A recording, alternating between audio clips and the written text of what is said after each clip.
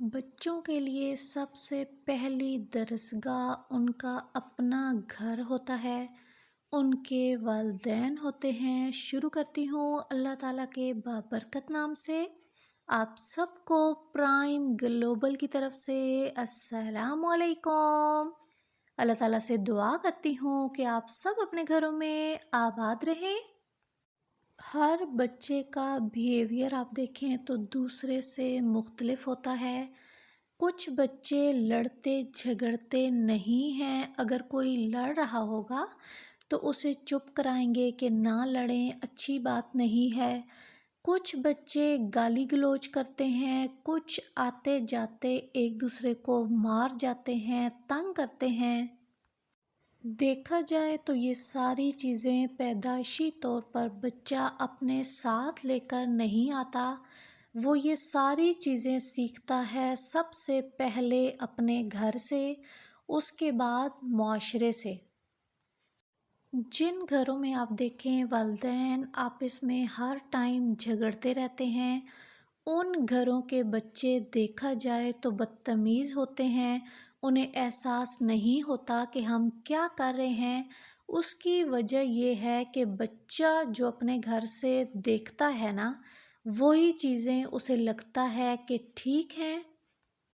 अक्सर घरों में जब हस्बैंड वाइफ आपस में बातचीत कर रहे होते हैं, बीवी ये कह रही होती है कि तुम्हारी माँ बहन या भाई ऐसे हैं, उन्होंने मेरे साथ ऐसे ऐसे किया। कभी जी शोहर बीवी को कह रहा होता है कि तुम्हारी माँ ठीक नहीं है, तुम्हारी भाई भाभी ऐसे हैं। बज़ाहिर तो वो दोनों आपस में बातचीत कर रहे होते हैं, लेकिन वो इस चीज़ का एहसास बिल्कुल भी नहीं करते कि वो ये सारी चीज़ें उनके बच्चे सुन रहे होते हैं, देख रहे होते हैं, और वो सारी चीज़ें उनके दिमाग के किसी कोने में फ़िक्स हो रही होती हैं। अक्सर वालिदैन को जब आप ये कहें ना कि बच्चों के सामने बात ना किया करें, तो उनका जवाब आगे से यही आता है कि ये तो अभी 2 साल का है, इसे क्या समझ। हालांकि ऐसा बिल्कुल भी नहीं होता। आपका बच्चा अगर 6 माह का भी है ना, तो आप अपने जहन में रखें कि वो बोल नहीं सकता, लेकिन वो देख रहा है, वो सुन रहा है। सारी चीज़ें बचपन से बच्चे जो देखते हैं ना, वो उनके दिमाग में एक रील की तरह भर जाती हैं, और सारी ज़िंदगी वो चीज़ें उनके बिहेवियर में आके चेंजिंग लेकर आती हैं। आप सब वालिदैन से रिक्वेस्ट करूँगी कि आपका कोई भी हस्बैंड वाइफ का इशू होता है, कोई फैमिली मैटर है, कुछ भी अपने बच्चों के सामने डिस्कस मत किया करें, क्योंकि बच्चा छोटा है, उसे रिश्तों का अभी नहीं पता कि कौन सा रिश्ता कितना मुखलिस है और उसे किस हद तक रखना है। अपने बच्चे को अगर आप चाहते हैं ना कि ज़िंदगी और आखिरत, मतलब कि दुनिया और आखिरत दोनों में कामयाब हो, तो अपने बच्चों को आस पास के लड़ाई झगड़ों, सोसाइटी के, फैमिली के झगड़ों से दूर रखें। इंशाल्लाह आपका बच्चा कामयाब ज़रूर होगा। स्पेशली माओ से मैं रिक्वेस्ट करूँगी कि अपने बच्चों को मोबाइल, लैपटॉप ये चीज़ें देकर बेगम ना हो जाया करें कि चलें बैठा हुआ है, देख रहा है। आपको नहीं पता कि आपके बच्चे के सामने क्या चीज़ आ रही है। ये वीडियो उसकी मेंटल हेल्थ के लिए अच्छी है या नहीं अच्छी। अगर तो आप अपने बच्चे को लैपटॉप, मोबाइल देते हैं, तो जब वो ख़त्म कर लेना तो उसके बाद हिस्ट्री ज़रूर चेक किया करें, ताकि आपको आइडिया हो कि आपका बच्चा क्या देख रहा है। अगर तो आपका बच्चा कोई गलत चीज़ देख रहा है, तो फिर आपका काम बनता है कि अपने बच्चे को उन वीडियो से दूर रखें। बच्चा एक कोरे कागज़ की मानद है, उसके ऊपर आप जो कुछ तहरीर करेंगे, वही आपको बच्चे में चीज़ें नज़र आएंगी। आपके बच्चे को आपका क्वालिटी टाइम चाहिए होता है छोटी एज में। بچے کو یہ سینس بالکل بھی نہیں ہوتی کہ والدین کیسے پیسہ کما رہے ہیں یا ہمارے لیے کتنی مشکل کاٹ رہے ہیں۔ یہ ساری سہولتیں ہمیں دینے کے لیے والدین دن رات محنت کرتے ہیں۔ چھوٹی ایج میں یہ چیزیں بچے کو سمجھ نہیں آتی۔ اس ٹائم پر بچوں کو چاہیے ہوتا ہے آپ کا کوالٹی ٹائم۔ بچے چاہتے ہیں کہ جس طرح ہم کھیلتے ہیں اس مٹی کے ساتھ ہمارے والدین بھی کھیلیں، جس طرح ہم لوڈو کھیلیں، جمپنگ لگائیں، ساری چیزیں والدین ہمارے ساتھ کریں۔ تو اس ٹائم پر بچوں کی جو ایکسائٹمنٹ کا لیول ہوتا ہے نا، وہ آپ لوگ اندازہ لگائیں، ان کے چہرے کی اسمائل آپ کو اتنی خوشی دیتی ہے نا، اور آپ کو خود فیل ہوتا ہے کہ ہمارے بچے اندر سے خوش ہیں، مسکرا رہے ہیں۔ اگر آپ کے پاس 2 گھنٹے کا ٹائم ہے اور وہ 2 گھنٹے آپ اپنے بچے کو موبائل دے دیتے ہیں اور خود بھی آپ موبائل لے کر کبھی اپنی بہن کے ساتھ کسی بھی فرینڈ کے ساتھ گپ شپ میں گزار دیتے ہیں، تو اس سے کہیں بہتر ہے کہ یہ 2 گھنٹے اپنے بچے کو اپنے گھر کے کسی قریبی پارک میں لے جائیں۔ فزیکل ایکٹیویٹی بچے کی مینٹل ہیلتھ کے لیے انتہائی ضروری ہے۔ آپ اپنے آس پاس اگر نظر دوڑائیں تو بہت سے بچے آپ کو نظر آئیں گے جو ہر ٹائم موبائل ان کے ہاتھ میں ہوگا۔ وہ بچے دیکھا جائے تو ہر چوتھے دن انہیں کوئی نہ کوئی بیماری ضرور ہوتی ہے۔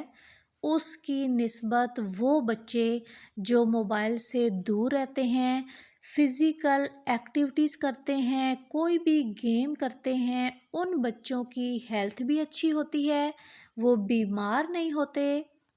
اگر اپنی زندگی پر ہم لوگ غور کریں نا، تو ہر وہ رشتہ جس نے ہمیں کوالٹی ٹائم دیا ہے، ہمارے چچا جو ہمیں ہرو پر لے جاتے تھے، خالہ، ماموں، جتنے بھی وہ رشتے جنہوں نے ہمارے ساتھ بہترین فزیکل ایکٹیویٹیز میں ٹائم سپینڈ کیا ہے، کوئی درختوں سے پھل توڑتے ہوئے، دریا سے مچھلیاں پکڑتے ہوئے، واک کرتے ہوئے، وہ سارے لمحے آپ کے دماغ میں ایک گولڈن پیریڈ کی طرح فکس ہیں۔ اور ہر وہ رشتہ جس نے آپ کو بہترین ٹائم دیا ہے نا، آپ کے دل میں اس کی قدر جو ہے نا سب سے اوپر ہے۔ ویڈیو آئی آپ کو پسند تو چینل کو لائک، شیئر اور سبسکرائب کرنا مت بھولیے گا، اور کمنٹ سیکشن میں اپنی رائے کا اظہار ضرور کیا کریں۔ آج کل کے بچوں کی روٹین اتنی ٹف ہو چکی ہے نا کہ منڈے سے لے کے سیچرڈے تک وہ ایک پہیے کی طرح گھومتے رہتے ہیں۔ صبح اسکول کے بعد پھر ٹیوشن کے پاس پارا کرتے کرتے رات ہو جاتی ہے۔ ایک دن ہوتا ہے بچوں کے پاس سنڈے کا، جس میں وہ اپنے آپ کو فریش کرتے ہیں، تو بچے کہتے ہیں کہ ہمیں آؤٹ ڈور لے کر جائیں۔ پھر ہم لوگوں نے پلان کیا اور سنڈے کی صبح ناشتہ کر کے ہم لوگ نکل پڑے دریائے سندھ پر، اور یہ لوگ آپ دیکھیں مٹی کے ساتھ کھیل رہے ہیں، کنواں بن رہا ہے گھر بن رہا ہے، پھر ساتھ لکڑی اٹھا کے اس کے ساتھ ریت کے اوپر اپنے نام لکھے جا رہے ہیں۔ ویسے یہ تو نام میں نے لکھے ہیں، لیکن آگے آپ لوگ دیکھیں تو یہ سارے بچے بھی یہ سارے کام کرتے رہے ہیں۔ گرمیوں میں کیونکہ دریاؤں میں پانی کی سطح بلند ہوتی ہے، تو اس جگہ پر سارا پانی ہوتا ہے۔ جیسے جیسے سردی بڑھے گی تو پانی کم ہو جاتا ہے، پھر یہ جو جگہ ہے نا ریت والی، پھر یہ زیادہ ہو جاتی ہے۔ اگر آپ نے میری کچھ ٹائم پہلے کی ویڈیو دیکھی ہو تو اس ساری جگہ پہ پانی تھا، اور پیچھے جو آپ کو پتھر نظر آ رہے ہیں نا، وہ بھی پانی میں ڈوبے ہوئے تھے، لیکن اب اس ساری جگہ پر پانی بالکل بھی نہیں ہے۔ اب ہمارا واپسی کا سفر شروع ہونے والا تھا، تو میں نے بچوں کا چلیں اب یہ جو نام لکھے ہیں نا انہیں رب کریں۔ تو یہ طریقہ آپ دیکھیں کہ کس طرح ان ناموں کو رب کیا جا رہا ہے۔ اس جگہ پر جہاں بچے کھیل رہے ہیں اس کے ساتھ ہی جی ریسٹورنٹ بھی تھا جہاں پر ہم اکثر فش کھانے جاتے تھے، لیکن جب ہم اس دن گئے تو ریسٹورنٹ بند ہو چکا تھا۔ ہم نے کہا اوہو اب کیا کریں؟ پھر ہم نے کہا چلیں جی جاتے ہیں نظام پور اور اب وہاں سے کچھ کھائیں گے۔ ادھر سے پھر ہم لوگ چل پڑے نظام پور والی سائڈ پہ اور پھر کھانا ہم لوگوں نے وہاں پر کھایا تھا۔ ہماری طرف تو اٹک میں کل سے بادل چھائے ہوئے ہیں، رات کے ٹائم ہلکی سی بارش بھی آ چکی ہے۔ تو کیسا ہے آپ کے شہر کا موسم؟ کمنٹ میں ضرور بتائیے گا۔ اور جی سردیوں کے کپڑے شپڑے آپ نے نکال لیے یا کوئی نہیں؟ موسم جی جب تبدیل ہوتا ہے تو لیڈیز کے کام بڑھ جاتے ہیں۔ اب جتنی بھی میری شہزادی سی بہنیں ہیں وہ سب جی لگی ہوئی ہیں، کوئی بلینکٹ دھونے، کارپیٹ دھونے، گھر کی ڈیپ کلیننگ کرنے کہ شدید سردی سے پہلے ایک دفعہ سارے کام نمٹا لیں، کیونکہ جب سردی شدید ہوتی ہے تو تب بھی انسان سے کام نہیں ہوتا اور پھر جی گیس کا مسئلہ بھی شروع ہو جاتا ہے۔ اور جی ڈبل بلینکٹ دھونے کا آپ کو آسان طریقہ بتاؤں کہ ایک تو بڑا ٹب اپنے گھر میں ضرور رکھیں جس میں ڈبل بلینکٹ ایزیلی ڈپ ہو جائے۔ تو آپ نے کرنا یہ ہے کہ رات کے ٹائم سونے سے پہلے کریں کہ ٹب کے اندر نیم گرم پانی ڈالیں، ساتھ آپ نے کپڑے دھونے والا سوڈا ڈالنا ہے اور سرف ڈالنا ہے۔ بلینکٹ کو رات کو اس میں ڈپ کر کے رکھ دیں اور صبح کے ٹائم جب آپ دیکھیں گے نا تو اس کی ساری میل کچیل نکل کر آ چکی ہوگی۔ پھر جی بلینکٹ کو رکھیں فرش پر، ساتھ ٹیوب لگا لیں اور کھڑے ہو کر آپ اس کے اوپر جمپے لگاتے رہیں، ساتھ ساتھ پانی ڈالتے جائیں۔ بچے بڑے خوشی سے جمپے لگانے والا کام کرتے ہیں، تو اگر تو آپ کے بچے تھوڑے بڑے ہیں تو جی انہیں بلا لیں کہ آئیں جی جمپے لگائیں۔ بچے اتنے خوشی سے جمپے لگائیں گے کہ آپ کا سارا بلینکٹ صاف ہو جانا ہے۔